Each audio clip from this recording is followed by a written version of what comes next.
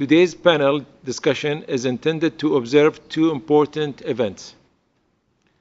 Firstly, the 10th of December marks the International Human Rights Day, an opportunity to celebrate and renew our commitments towards human rights.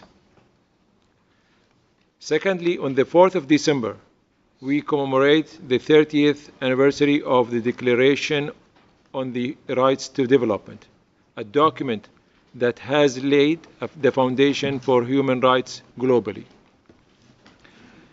We celebrate both occasions and at the same time realize that this anniversary celebration is deeply shadowed by global threats to human rights that are playing out across the globe.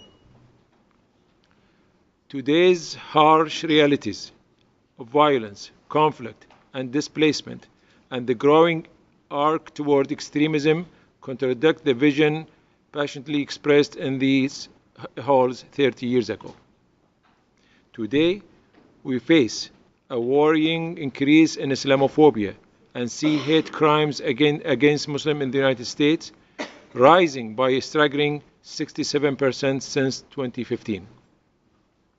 Today, we see unfavorable views of Muslims surging across Europe and the US, with minorities being the target of heinous attacks.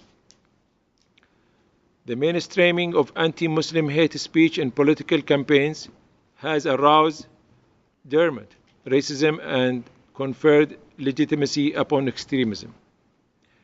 Many dismiss xenophobia speech as a PR stunt, as we saw with the latest US presidential campaign.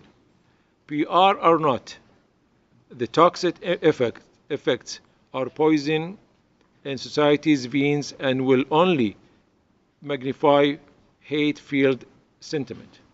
Of course, the dismal human rights and development narrative for the 30 years is not the entire story of this 30-year period, and we must recognize and celebrate the gains. First of all, the Geneva Center for Human Rights and Global Dialogue is really committed to organize such events, which are really very important. And today, as we celebrate the 30th anniversary of human right to development and human rights, it is very essential because there is a very strong relationship between human rights and the right to development. And we have seen in the past, 30 years, lots of achievements that have happened, of course, in the South and in the North as well. But still, there are so many challenges ahead of us. And I think, the center and other NGOs and governmental organizations have to really work together to, resolve, poverty issue, access, to, basic rights, basic needs for human beings, and wherever you go, the rights, to develop, and enhance their education, access to health, care, access to, to clean water, electricity. And we know that, there are some achievements that have happened. The percentage of poverty globally has declined, from 26% to 13%, between 2002 and 2016. And I think this is a great sign of, the kind of progress that, the countries are making towards that.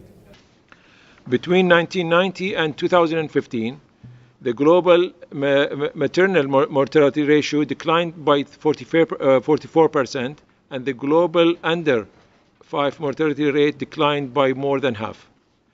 Steps towards achieving gender equality and political participation were also noteworthy. In 2016, women accounted for 18% of all speakers of parliament. However, the latest data also shows that 1 in 8 people still live in extreme poverty, and nearly 800 million people suffer from hunger.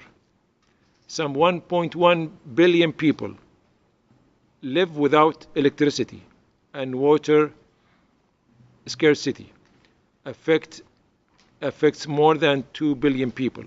We need to raise, awareness. We need to promote, for that kind of, rights. That, the nations have to get together. It's not about this event when it's over, but I think, all the stakeholders, NGOs, other, missions who are here with us today, they have to work on that and take it, forward. We know this is, it does require a lot of efforts and commitments, and we are here to, renew our commitments, towards, this goal. Looking to the future, we must respect the symbiosis of peace and security. Violence disables both and tramples and most basic of human rights. With the current political rhetoric normalizing xenophobia and driving violence, we can only assume the situation for many people will worsen.